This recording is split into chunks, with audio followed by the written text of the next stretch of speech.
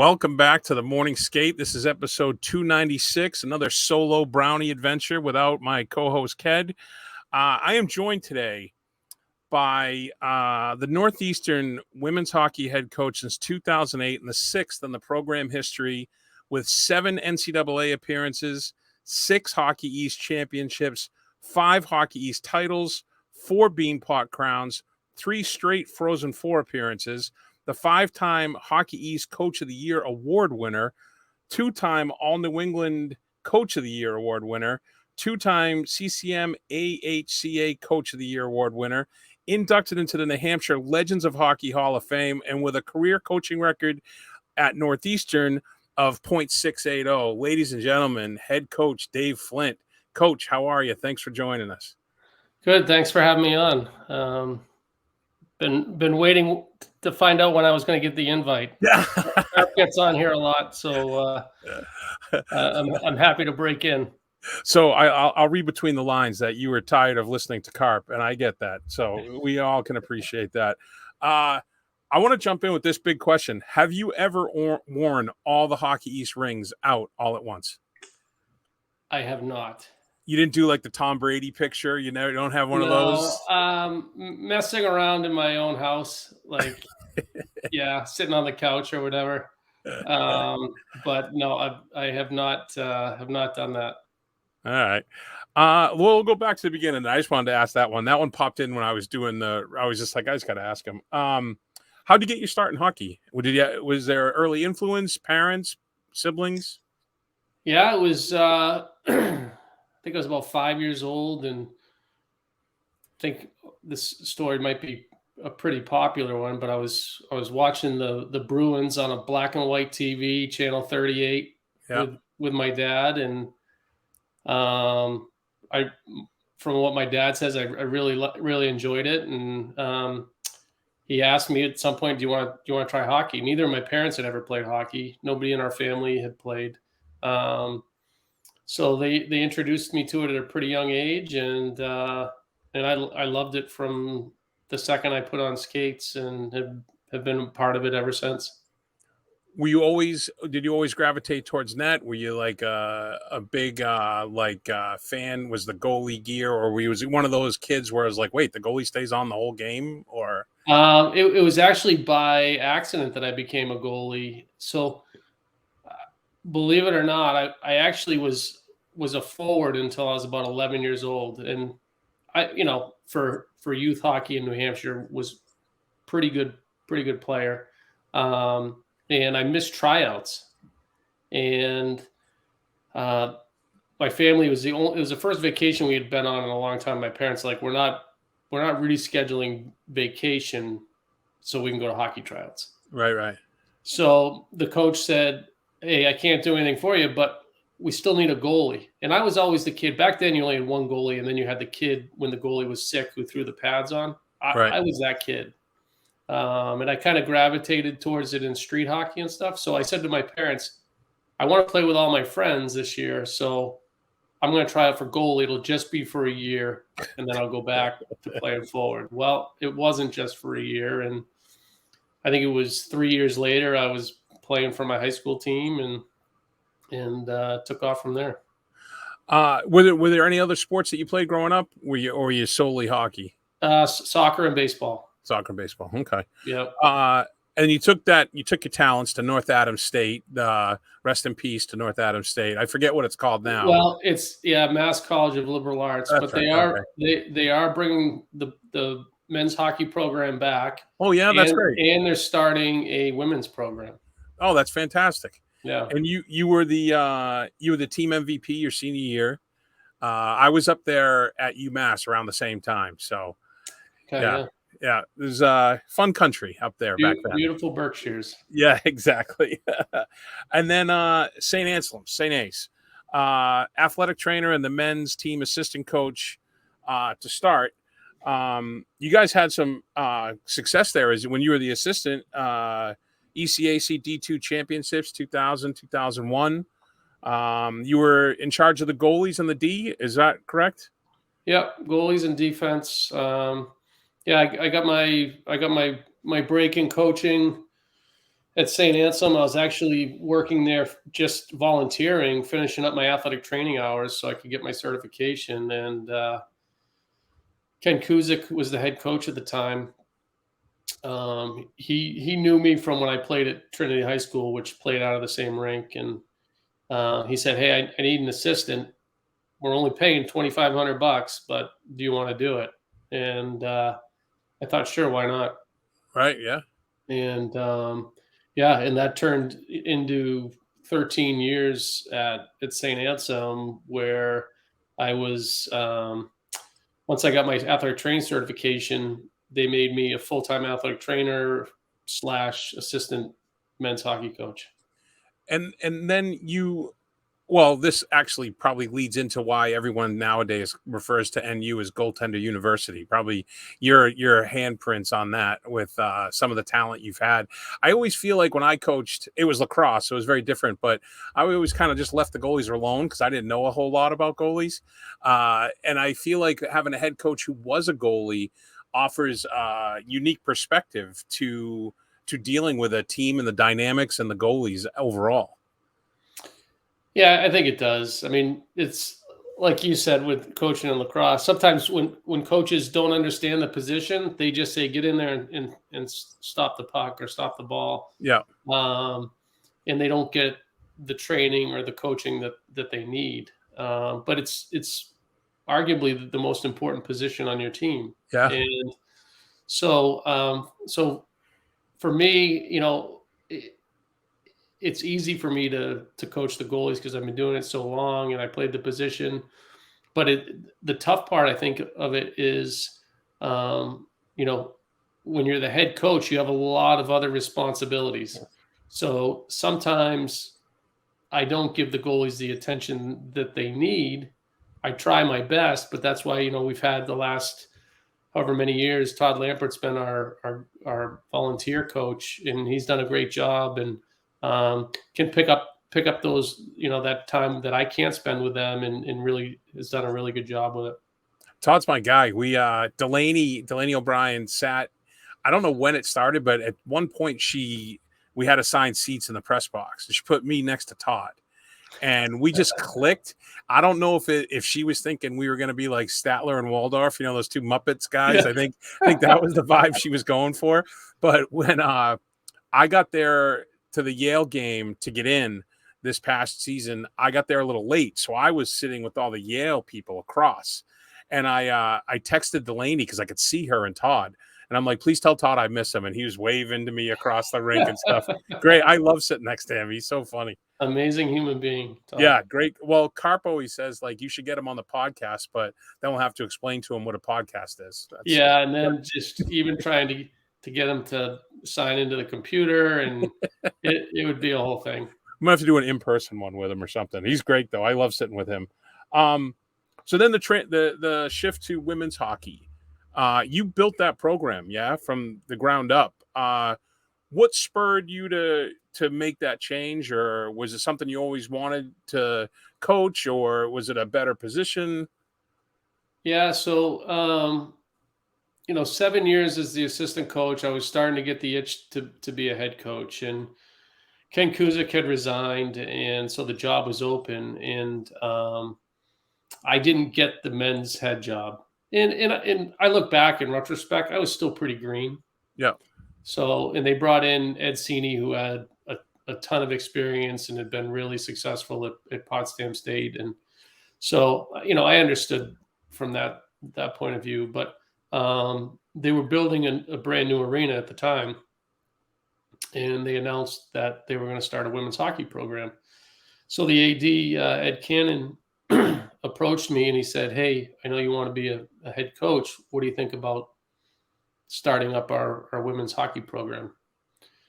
And I talked to some coaches and talked to my family, well, my wife at the time, because my kids were little, and made the decision. Like, I looked at it as I want to be a head coach. I think I can do a good job and be successful. And it was an amazing opportunity, and I loved St. Anselm College, so I was like, hey, it's at a place I want to be. I can start my own program. I can put, make it my own and start from ground zero. And so I took the job and never looked back. Yeah, build it the way you want it. Right. If there's not a position for you, make your own. Right. Right. So Open Championship in the first varsity season, 04-05, and then back to back in your final 2 years of 2006, 2006, 7, and 7, 8. So quite the run there with the women's program. And that was when you started work for Team USA, 2005, around that time. Yeah, right around there. Okay. Yeah. What was that experience like? Olympics, and now you're getting the best players from all over the country. A little different than the skill level at St. A's, I would guess. Yeah, totally different. And I put I said I'd love to get involved, but how can I get my foot in the door? And so I used my goaltending coaching experience and sent my resume into USA Hockey and to the director of women's hockey, and started out as the goalie coach and worked my way through and worked my way up and kept getting invited back to tournaments, and we were winning world championships. So I don't know if they thought I was a good luck charm or whatever, but I got to experience a lot of that, and then ultimately got asked to coach in the 2010 Olympics, which was an amazing experience and one that I'll never forget. Just walking out for the walk-ins and stuff was, I mean, that was Vancouver, right? The Vancouver Olympic Games. And I want to go back to with some of the when you were on that world championship team, the gold medal in China. Some of the names are you had Casey Bellamy, Julie Chu, Megan Duggan, Angela Ruggiero, a young Hillary Knight. It's just like these are the names. These are icons in the women's game.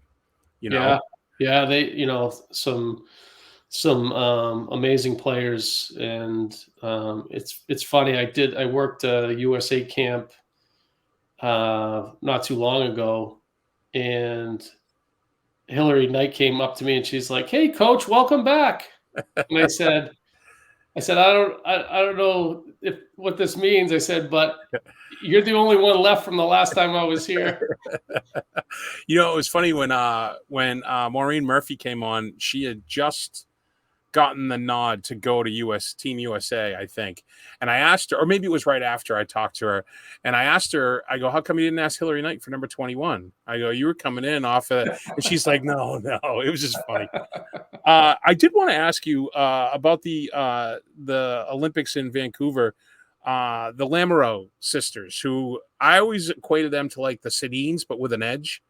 They came in that was their big coming out party, right? That Olympics. Yeah, they were still young players and just getting into the international scene, and they were dominant players, and yeah, I mean, you could say Sedin twins. I say the only comparison is twins because that's what I meant. The edge, they played a different type of game, but yeah, they were such an important part of our success, and such good players.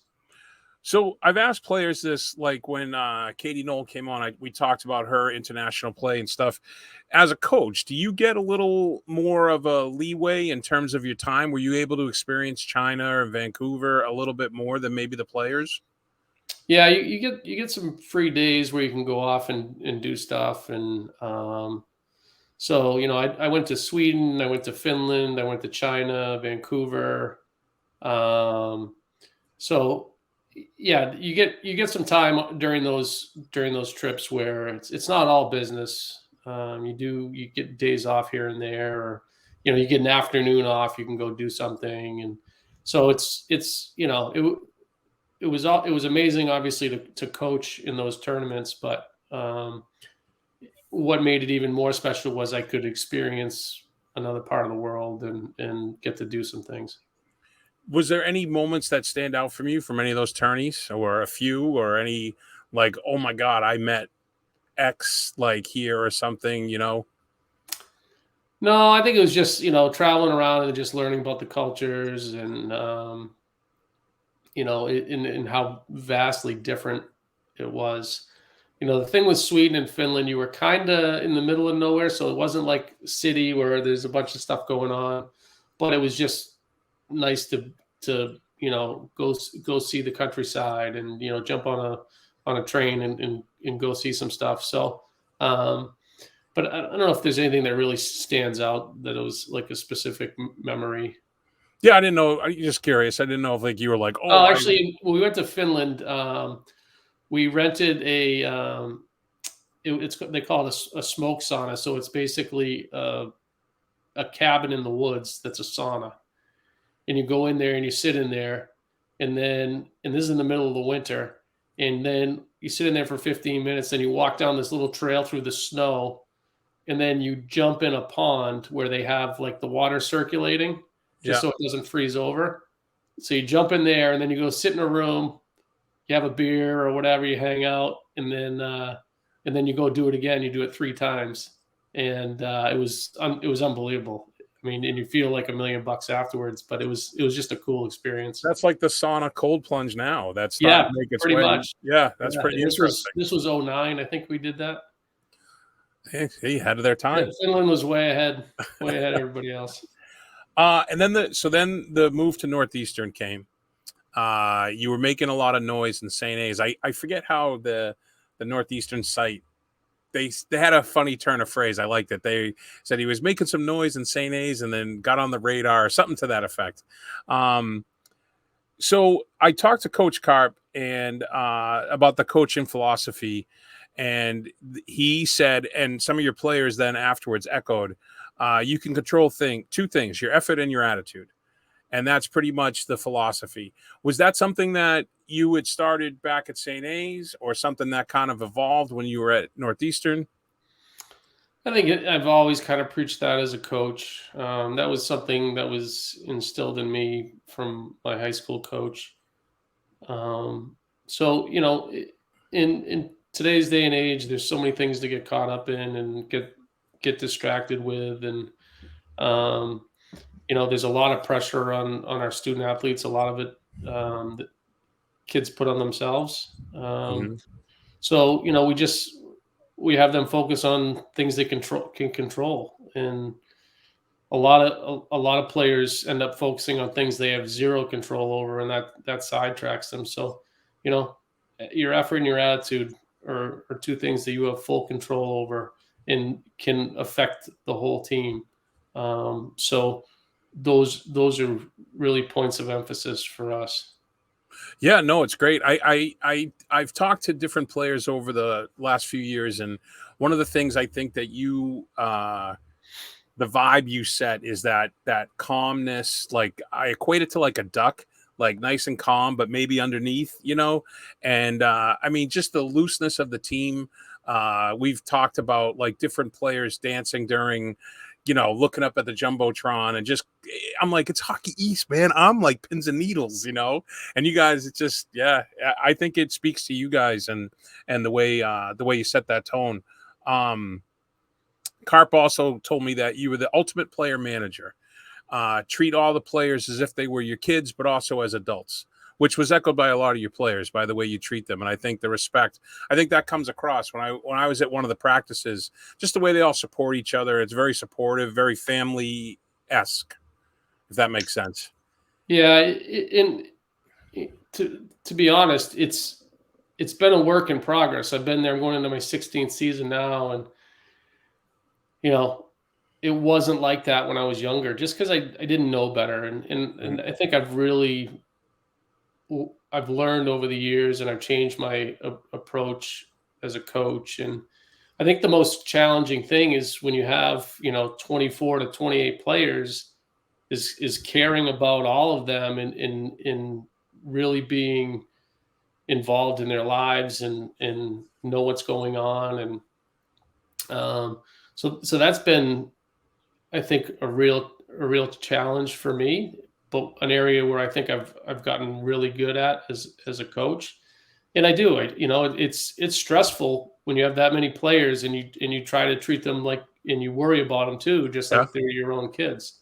So it can be a lot at times, but that's how I want to run the program, and that's one reason I think we've been so successful is the players know I care about them. The players all care about each other. The locker room, the culture is as good as it's ever been, and but like I said, it wasn't always there. It's been a real work in progress, and I feel like it gets better and better every single year.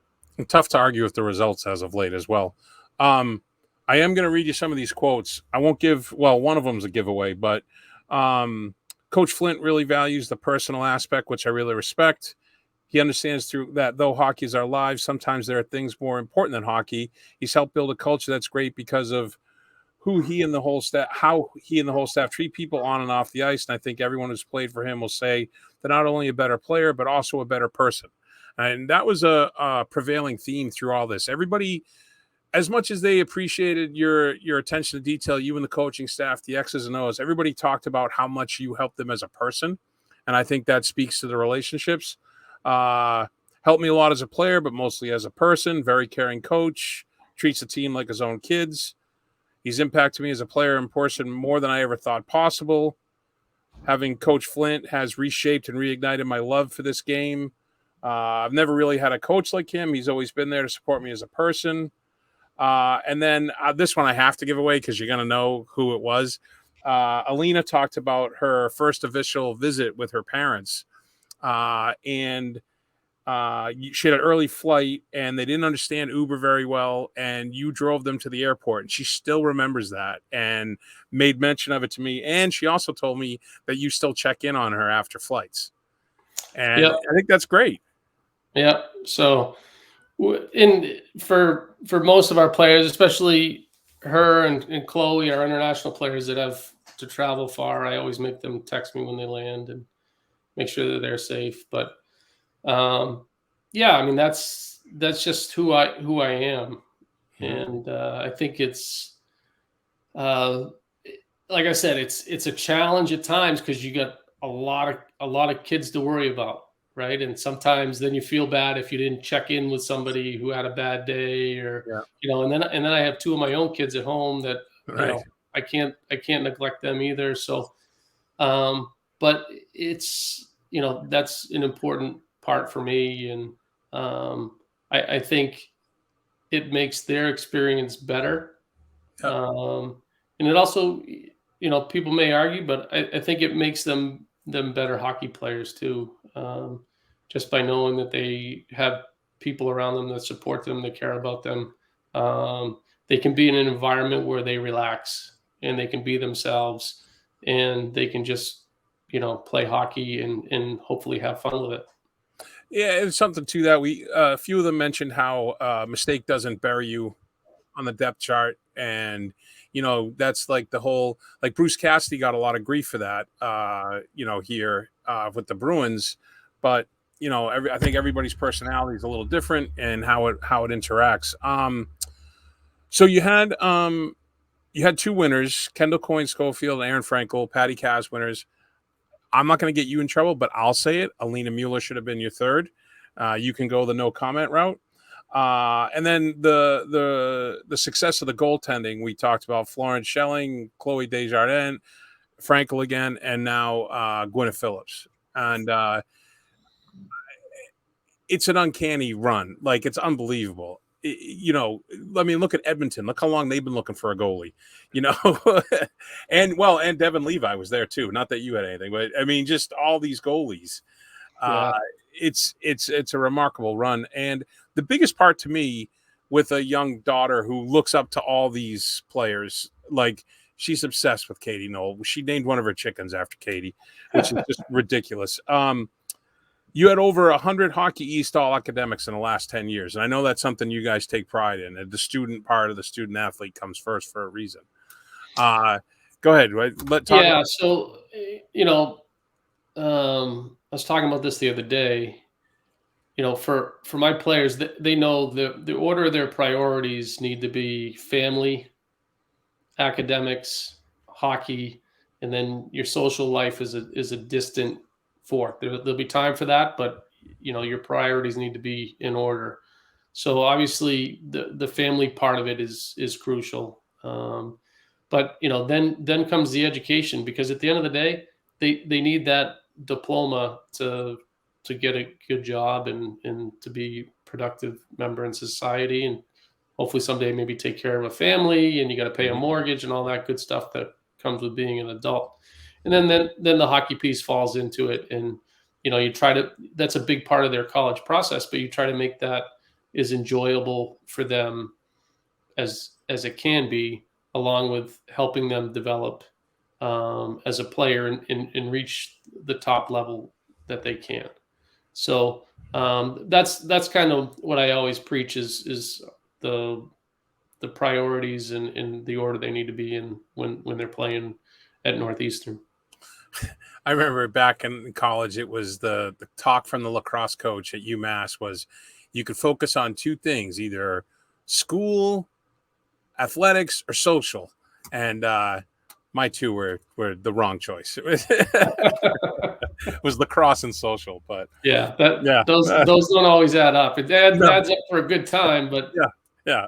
the good time doesn't last that long. I look back fondly on those short times. Are there any moments that you have like mental highlights from some of these runs? I mean, like I talked to both ends of it. Like when Alina gave that award to Murphy is one of the moments that stands out to me from that season. Anything like that that's big for you? Yeah, I mean that was unbelievable and a big moment. I think for us, getting to the national championship game, and it was during a year that it was really hard for everybody. It was COVID. It was a tough year for me. You're getting tested 3 times a week. The kids can't interact with each other except at the rink. You got to wear a mask. I mean, life was so chaotic, and we persevered through everything that we had going on, and came overtime away from winning the school's first ever national championship. So for me, that was just a special year, and but there's so many, the double OT win we had against BU at their place in the Bean Pot. When I look back, I think it was in 2012 or I think 2012 when we won it was the first Bean Pot we had won in I don't know how many years. It was a lot of years. It was for some reason 14, I think, yeah, sticks in my head. Yeah. And I still remember it. Kendall Coyne sent Casey Pickett in, and Casey scored the game winner, and we won the Bean Pot. And Peter Roby, who was our athletic director at the time, there's video of him sprinting through the stands just doing fist pumps. Oh, that's great. So that was like the first big big win for me with the program. And I can look back, like 2018 we win our first ever championship, that started here us going on 6 in a row. So there's a lot of different things. I don't know if I could put one in front of the other. No, I just was looking for the highlights, like your highlight reel, your mental highlight reel. Yeah, it's crazy when I talk, like, so my co-host is upstate New York, and I've tuned him into women's hockey much more than he was, and I'm only tuned in because of Carp. And watching the games are great. The way the style of play, I enjoy it so much more than some other leagues. But like talking about the skill involved and just explaining to him how, like, some of those players never lost a Hockey East playoff game in their entire college career, which is a staggering statistic. Alina, Chloe, Murph, that's 5 years. Mia Brown, you didn't lose a single one. Yeah. I mean, I think it's maybe 20 games. Is that it? I think 20, maybe 20 playoff games. Don't quote me on that. But I mean, you think about it, you're bound to have a hiccup or win, or lose a game on a fluky goal, or just things aren't going right that day. And the one thing I'll say is they always found a way to win. No matter if we were down and it was late in the game, they just found ways to win, and it's a credit to that whole group. And I look, Aaron Frankel never lost a Hockey East playoff game in net. It's crazy, So, absolutely crazy. When Abby was on recently, she was talking about Alexa Matsis, who, with the monitors in one of those Hockey East, or maybe it was the Bean Pot, she burned like 1,000 calories cheering on the bench. Like they're all so bought in. I mean, it's crazy. Oh yeah, it's funny. We get the heart rate data after the game, and you'll see some of the, even like in some of those big games when Gwen wasn't playing too. Her heart rate was right up there, and even our kids that don't play a regular shift is it's pretty funny. I said I was going to use it with my argument with my wife during the NHL playoffs. I'd be like, I am exercising while I'm sitting here watching. Look at my monitor. Well, I wear a not a advertisement for them, but I wear a Whoop band. And there are some games, you say I look calm on the bench. There are some games it's like, you just did 90 minutes of exercise. Yeah. And I'm like, that was just my heart rate. Yeah. All right. So personal, wife and 2 kids. I don't know how much you want to, disclose. Your daughter is at Northeastern, and your son, big Lax bro, going to Merrimack. Yeah. Yep. So my daughter is on the cheer team at Northeastern. Oh, nice. She's entering her 3rd year, doing co-op now.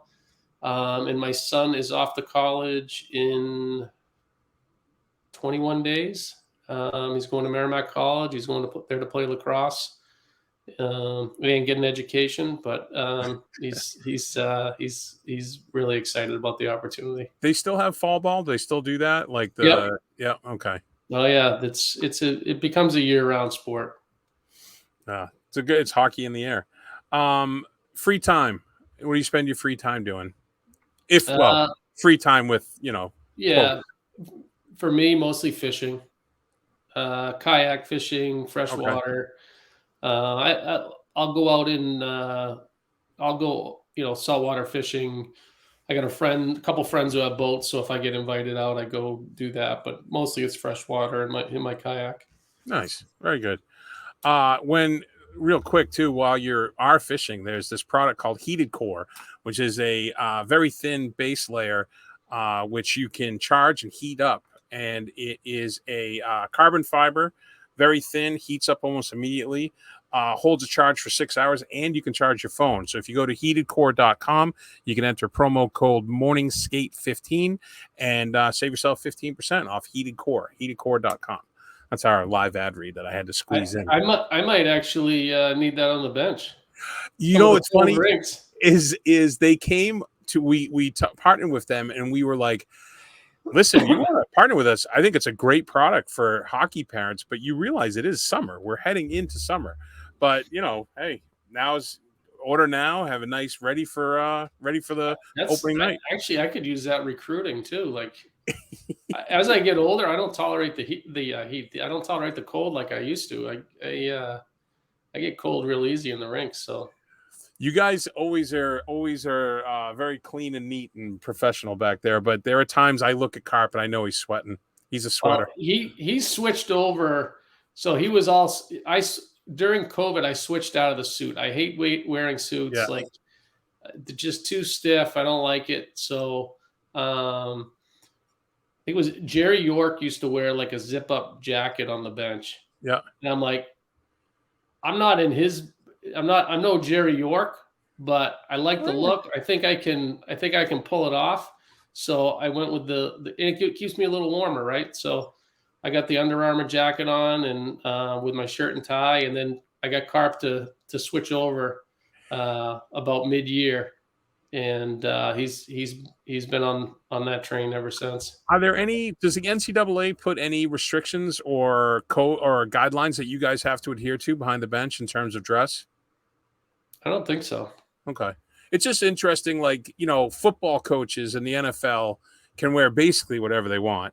Baseball coaches wear the uniform, Right. But at hockey, it's always suits. for the Yeah, coach. and then even basketball Oh, used to be basketball's too, suits. right? Yeah. They used to be suits, and now those guys are going with like quarter zips Oh, and yeah, they're going pretty casual. shows you how much basketball I watch. Yeah, I don't watch a lot. Carp also told me that you have dad jokes for days. And he said you're basically the doghouse cheering section. Whenever someone takes a Dixie, you're like, ice is slippery, watch out. Yeah, I've been using that one for years. One of the girls falls down in practice. I'll just skate by them real quietly. Go, hey, careful, it's slippery out here. And for those that haven't been to Matthews, every time an opposing player falls, the doghouse chants, ice is slippery, which is probably the only chant I can repeat. The first time we brought my daughter, my wife looked at me like, what is going on? I'm like, she doesn't know. She doesn't know. All right. So you ready for the lightning round? This is what everybody Oh tunes in God. for. So everybody tunes in for all your players. I won't ask you the one. We ask them all if they go into a one-on-one battle with Coach Carp in the corner, who comes out with the puck, and every one of them lights up, and they all say pick themselves, which That's funny. goes straight up his tailpipe. But I enjoy it. All right. Favorite cartoon character? SpongeBob. Oh, nice one. Black or white tape, and do you go heel to toe or toe to heel? Since I was a goalie, white and heel to toe. Okay. Who would play you in a movie about your life? Hmm. You could say RA if you wanted. Yeah, all right, we'll say RA. Favorite vehicle. This is one that I can only ask the coaches because the players are like, what? Favorite vehicle you've ever owned? Range Rover. Oh, nice. Okay. Any pregame superstitions that you have as a coach or that you had as a player that you want to talk about?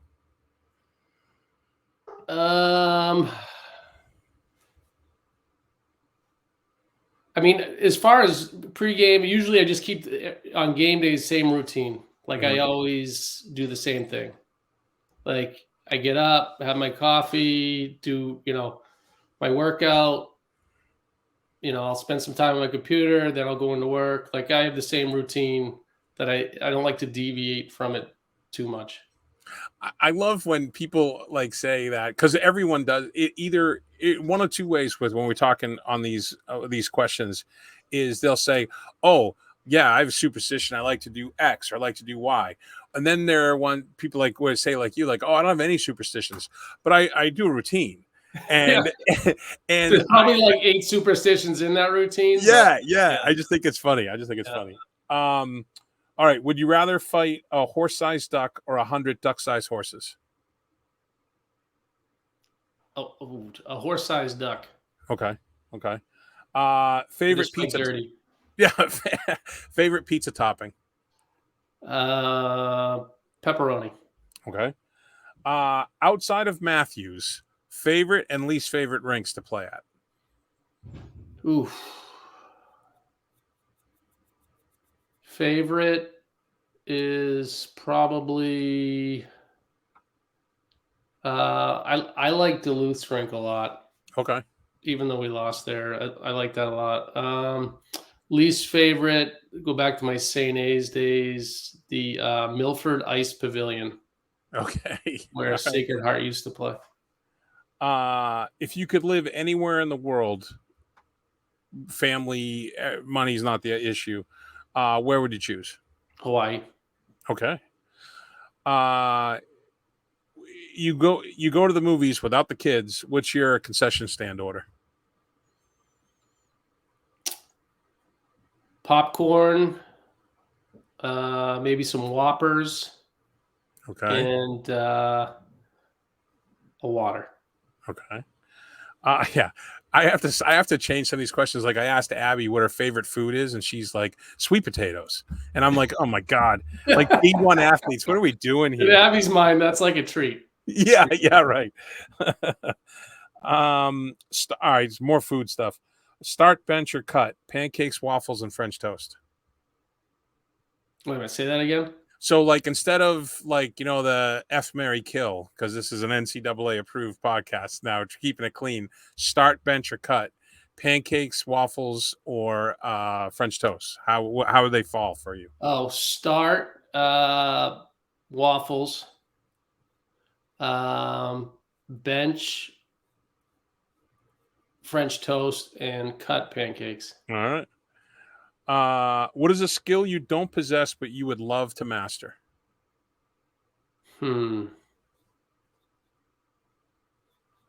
Juggling. Oh, and get you out there with the juggling crew before games. Besides hockey, what was your favorite and least favorite jobs? Just a few more of these. Least favorite was landscaping. Okay. Those were long days. You don't really have the complexion either. I assume a lot of sunblock was used back then. Oh, yeah. The sun's not my friend. Did you say favorite, not including my current job? Not including hockey, yeah, outside of hockey. I worked at Parks and Recreation in my town. I enjoyed that a lot. There you go. All right, so we have the Dave Flint Music Festival. Any 3 artists, living or dead, who you got? Oh, geez. I'm not a music guy. Actually, my kids have introduced me to a artist who's from. He went to Hanover High School and went to school with Maddie Hartman. Noah Kahn is his name. I like his music. Dean Lewis and Louis Capaldi. They're all kind of in that genre. I like listening to that right now. Okay. Chloe had the best answer. She picked herself as the third, which I thought was like the healthiest thing that anyone could ever say. Most famous person in your phone. I'm not going to ask you to call him. Just Charlie Moore. Oh, that's a good one. This one is a new one. I ask everybody this because I never know. Well, Kendall might get mad if I don't say Kendall Coyne. All right, both equally famous. Actually, Kendall's probably more famous, I would think. By any chance, do you have a Jerome McGinley story? No. All right. As I ask everybody, because he's my white whale for this podcast. Oh, really? Yeah, he's my guy. Do you have any questions for us, for the morning skate, or me? No. That one I just throw in at the end. Well, that's it. That's all we had. I mean, everything. Ever since I asked you the board shorts question at the Bean Pod, everything's easier after that. I was dared to do that, by the way. Yeah, the other journalists were just like, "Who is this guy that got in here?" Which I thought was pretty funny. On the girl that was running the press conference, the look on her face of disgust was priceless. The best was Delaney, who completely turned around and faced the wall because she knew it was coming. I warned her. I go, if you can let me ask this one ridiculous question. She goes, oh, my God. She has the patience of a saint. She really does. She's awesome to us. Well, it's good. For this episode of the Morning Skate, we're signing off with head coach Dave Flint of the Northeastern Huskies. Opening night is September 23rd, I think. 23rd. Penn State.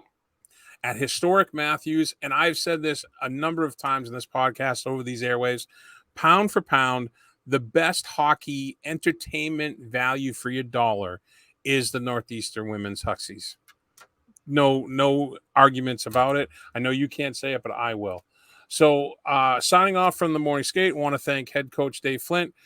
Actually, Coach Berm, if you're listening, you're on notice because we're working our way through the staff. Definitely have her on next. Yeah, and we've just added another coach. Just a little hot off the press. Melissa Piacentini has been promoted to assistant coach. So, congrats!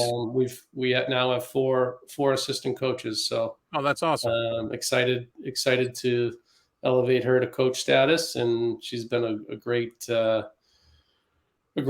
addition to our staff, and she's been a great part of it the last 5 years. So excited. Oh, that's fantastic. Good for her. And breaking news on the Morning Skate. How much better can we get from that?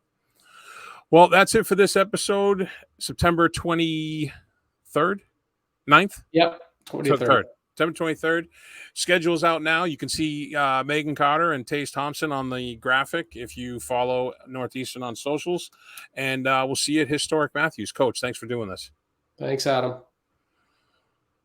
Now this is where it goes south when I have to try to figure out the buttons. All right, there we go.